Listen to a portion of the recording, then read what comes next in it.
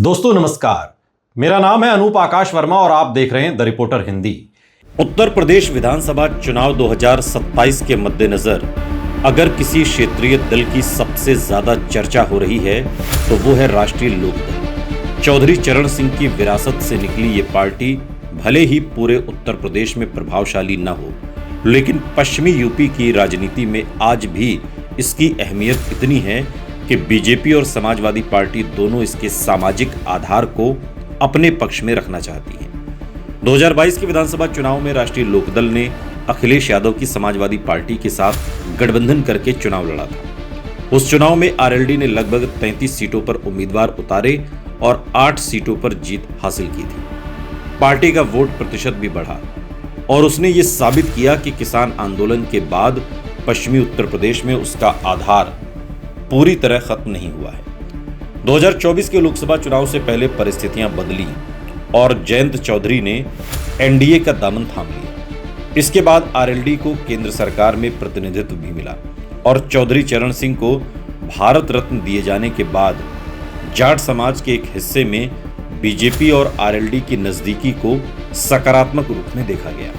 राष्ट्रीय लोकदल की वास्तविक ताकत पश्चिमी उत्तर प्रदेश के जाट बहुल और किसान प्रधान क्षेत्रों में है। बागपत, बड़ौत, शामली, मेरठ, हापुड़, बिजनौर, मथुरा, बुलंदशहर, अलीगढ़ और कुछ हद तक आगरा मंडल के हिस्सों में आरएलडी का परंपरागत प्रभाव माना जाता है। ये प्रभाव केवल जाट वोटों तक सीमित नहीं रहा, बल्कि चौधरी चरण सिंह के दौर में किसान राजनीति के कारण गुर्जर, त्यागी, मुस्लिम और कुछ ओबीसी समुदायों में भी पार्टी की स्वीकार्यता थी। आज भी पश्चिमी यूपी के गांवों में चौधरी चरण सिंह का नाम किसान नेता के रूप में सम्मान के साथ लिया जाता है। यही विरासत जयंत चौधरी की सबसे बड़ी राजनीतिक पूंजी है। अगर विधानसभा सीटों की बात करें तो बागपत जिले की बड़ौत, छपरौली और बागपत सीटें लंबे समय तक आरएलडी के प्रभाव क्षेत्र में रही हैं। छपरौली को तो चौधरी अजीत सिंह और चौधरी चरण सिंह की राजनीतिक विरासत का केंद्र माना जाता रहा है। मुजफ्फरनगर जिले की खतौली सीट भी आरएलडी की मजबूत सीटों में गिनी जाती है। खतौली उपचुनाव में आरएलडी ने समाजवादी पार्टी गठबंधन के साथ जीत दर्ज कर ये दिखाया था कि जाट मुस्लिम समीकरण आज भी पश्चिमी यूपी में प्रभावी हो सकता है। शामली जिले की थाना भवन और शामली सीटों पर भी आरएलडी की मजबूत पकड़ रही है। 2022 में थाना भवन सीट पर आरएलडी उम्मीदवार अशरफ अली ने बीजेपी के वरिष्ठ नेता सुरेश राणा को हराया था, जो पश्चिमी यूपी की राजनीति की बड़ी घटना मानी गई थी। मेरठ जिले में सिवाल खास, सरधना और कुछ ग्रामीण क्षेत्रों में आरएलडी का प्रभाव देखा जाता है। हालांकि सरधना जैसी सीटों पर स्थानीय नेतृत्व और हिंदुत्व राजनीति का असर भी काफी मजबूत है।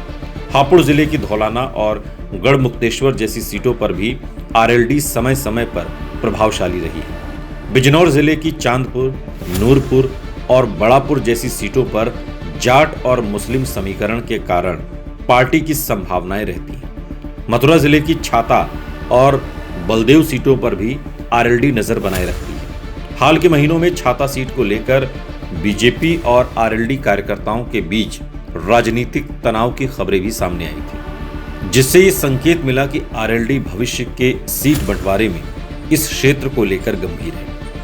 राजनीतिक विश्लेषकों का मानना है कि 2027 के विधानसभा चुनाव में आरएलडी केवल अपनी पुरानी सीटों तक सीमित नहीं रहना चाहेगी। एनडीए में शामिल होने के बाद पार्टी का लक्ष्य खुद को बीजेपी के सबसे बड़े सहयोगी के रूप में स्थापित करना है। 2022 में बीजेपी गठबंधन में अपना दल एस को 17 सीटें मिली और उसने 12 सीटें जीती थी, जबकि आरएलडी विपक्षी गठबंधन में 8 सीटें जीत पाई थी।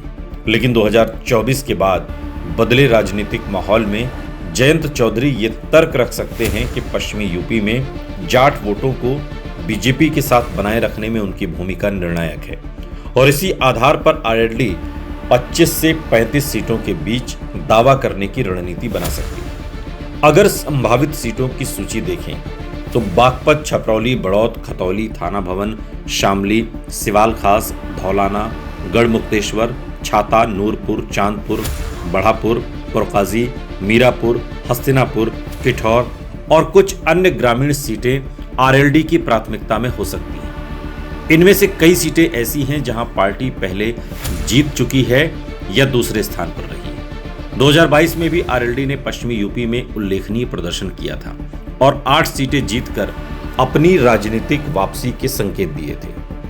चौधरी चरण सिंह से लेकर चौधरी अजीत सिंह और अब जयंत चौधरी तक पार्टी की राजनीति का मूल आधार किसान और जाट समाज रहा है। हालांकि जयंत चौधरी ने अपने राजनीतिक विस्तार के लिए केवल जाट राजनीति पर निर्भर रहने की बजाय युवाओं, किसानों और मध्यम वर्ग के मुद्दों को भी उठाने की कोशिश की है। एनडीए में शामिल होने के बाद आरएलडी का संगठनात्मक विस्तार भी हुआ है। पार्टी ने दावा किया कि गठबंधन के बाद उसकी सदस्यता में उल्लेखनीय वृद्धि हुई है और पश्चिमी यूपी से बाहर भी संगठन को बढ़ाने की कोशिश हो रही है।